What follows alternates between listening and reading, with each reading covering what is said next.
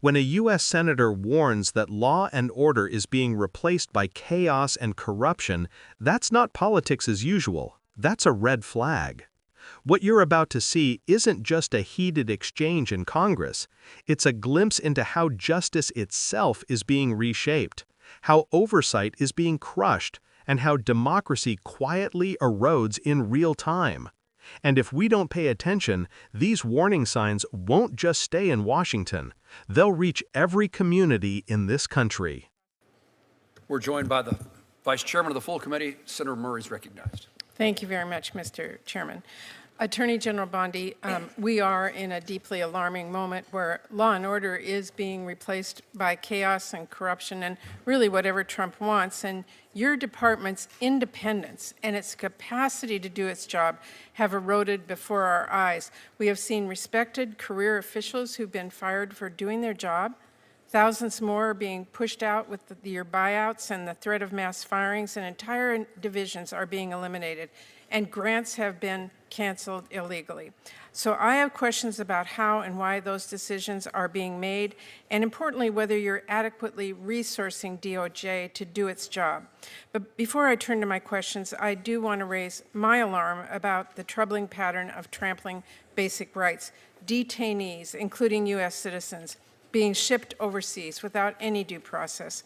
Elected officials are detained for conducting oversight, and a U.S. senator gets tackled to the ground for asking questions at a press conference. This is not the country I know or the values I believe in, and I hope that colleagues on both sides of the aisle will agree with that. Now, to the questions. Yesterday, and I know that Senator Van Hollen raised this issue, a former DOJ attorney filed a protected whistleblower complaint accusing Deputy AG Emil Bove and senior DOJ leadership of defying court orders, including through, quote, lack of candor, deliberate delay, and disinformation, unquote. The complaint also accuses this administration of firing the whistleblower for, quote, telling the truth to the court. These allegations are deeply concerning. Now, I know you said that you can't discuss the case, but can you confirm that you agree that this administration should follow court orders? We will follow court orders, Senator. The entire administration will follow court orders. The problem arises in the district courts. All these district courts throughout the country are tying our hands, but here's how we will follow them when we get to the United Supreme Court. I need to ask we're winning. A number of questions. And so, yes, I know we're following the orders of the court. Let me ask my questions. Can you confirm you will not allow any conduct like what is alleged to continue at the DOJ? I'm not going to talk about anything that's alleged. What I will talk about with you, hold on, you asked me a question and I get to answer it. What you asked me, alleged conduct that's part of a pending whistleblower lawsuit that was filed on the eve prior to Emil Bove's hearing today. I'm not asking about that suspicious. Case hold on, let me keep going. I would run through a wall for Emil Bove and Todd Blanche. Like to continue with my questions. I have very limited time. Thank you. I just want you to confirm for this you will not allow conduct like that at the DOJ. Yes or no? I will always support and defend Emil Bove, and I will defend Todd Blanche. They are two of the finest people I know and two of the ethical people I know. I was asking about the conduct. Let me keep going here. Now, in April, DOJ abruptly terminated over 300 public safety grants that had already gone through a very rigorous and fair and apolitical application process with no explanation. This is funding to investigate and prosecute drug trafficking, to support foster care kids who experienced abuse or neglect, to expand access to forensic exams to prosecute violent crimes like sexual assault. These really senseless cancellations have already forced public safety organizations to cut employees and services. So I want to ask you, when you cut off the community-based violence intervention and prevention initiative funding, were you aware it is used to prevent and reduce violent crime? Yeah, Senator, you weren't here for that, so I'm going to have to repeat myself. We have cut grants. I think we've cut 6%. But if we have cut a grant that you feel should not be cut, please reach out to me. I will personally look at it. We've turned multiple grants back on. Okay. We have an appeal process, but if you want to come to me directly, I would be happy to sit down with you and look at that and help you. I'm happy. I appreciate Again, we're doing everything we can. Okay, but let me just ask you, when you cut off the Expanding Access to Sexual Assault Forensic Examination grant, were you aware that that grant helps our authorities prosecute rape and sexual assault? I have no idea about that specific grant you're talking about. That's why I said if you want to come sit down with me, I would never cut a grant intentionally that has anything to do. Those recipients on the other end across the country. Can you give me the details of that grant? I can absolutely do that, and my staff will get that to you, but those are two critical ones that I just wanted to ask you about today. Again, we've turned many grants back on, and we'll continue to. If you want to call me, and we can discuss them with you. Okay, in your budget request, you propose consolidating the Office on Violence Against Women into the Office of Justice Programs. In 2002, Congress actually codified the office as a permanent, separate, and independent office to implement the Violence Against Women Act. We did that to make sure that violent crimes against women receive the necessary attention, expertise, and resources, and to give the office a strong, independent voice within the Justice Department and federal government. Now your department wants to fade that into the OJP, which violates the intent of the law that we passed. It makes grant programs less effective, and it places a lot more barriers for victims and services they need. And I see that you're cutting the office's resources by about a third. So will you commit to us, the Appropriations Committee, to follow the law and maintain OVW as a separate grant entity? I will follow the law, but I will not keep that as a separate grant entity. You and I can disagree all day long on what the law is. Well, that's being consolidated into the Office of Justice Programs. I'm not going to cut, let me answer, I'm not going to cut anything that's going to hurt violence against women. Not my question. It will eliminate I'm asking, just for your information, Attorney General, in 2002, we codified the office as a permanent, separate, and independent office. So that you need to go back and take a look at that.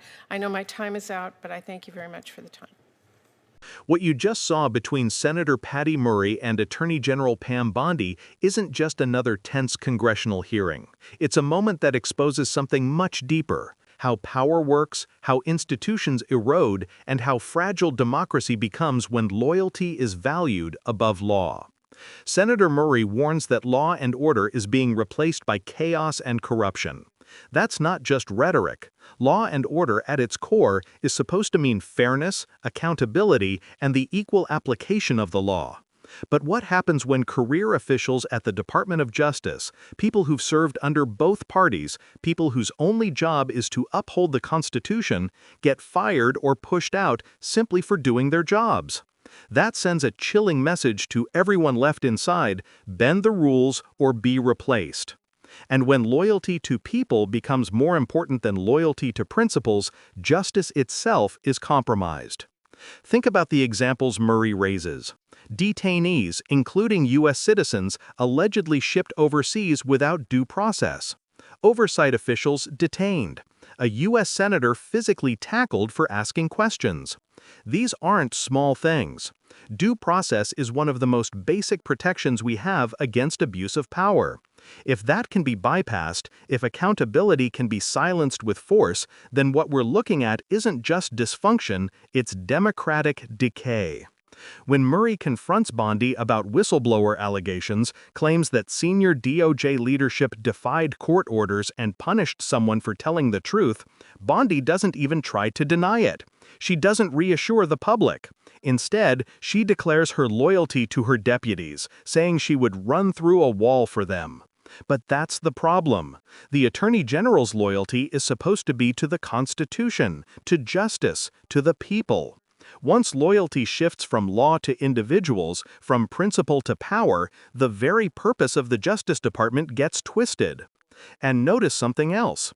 Bondi downplays lower court rulings, saying the real issue is only when cases reach the Supreme Court. But most Americans will never see their cases go that far. Justice in this country overwhelmingly plays out in district and appellate courts. To dismiss their rulings as obstacles until the Supreme Court weighs in is to hollow out the judicial system that millions depend on. It turns justice into a waiting game where power can stall and manipulate until it gets the ruling it wants. Then there's the issue of grants. When DOJ cancels funding for community programs, the ripple effects are devastating. These grants fund investigations into drug trafficking. They protect foster kids who've been abused. They provide forensic exams for survivors of sexual assault. These aren't just numbers on a page. They're real resources that save lives and deliver justice. Cutting them undermines safety and trust at the local level, the level where justice is most tangible. And when it comes to the Office on Violence Against Women, Murray is absolutely right to call out Bondi. Congress deliberately made that office independent in 2002 to ensure survivors had a strong voice in government. Folding it into a bigger bureaucracy isn't efficiency, it's erasure. It violates the law Congress passed, and it diminishes the protection survivors fought so hard to secure. When Bondi dismisses that as just a disagreement, she's signaling that even statutory law is negotiable if it gets in the way of political priorities. That is dangerous. So what does all this reveal? It shows us how democracy erodes in real time.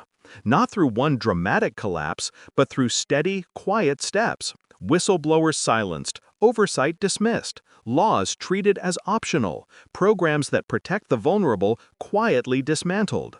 That's how the guardrails of democracy get dismantled, not overnight, but piece by piece, until the system looks the same on the surface but functions very differently underneath. And here's the part that matters most for you. If people don't pay attention to moments like this, if we treat them as background noise or just politics, then erosion goes unchecked. That's why spaces like Left Lens exist. To slow down these moments, to analyze them, to put them in context, to connect the dots so you can see the bigger picture. Because this isn't just about one senator and one attorney general. It's about whether justice still belongs to the people, or whether it's being redefined to serve the powerful. That's why subscribing matters, not because of numbers, but because it builds a community of people who refuse to look away, who refuse to let these things pass unnoticed. The more of us who stay informed and connected, the harder it becomes for those in power to quietly erode the foundations of democracy.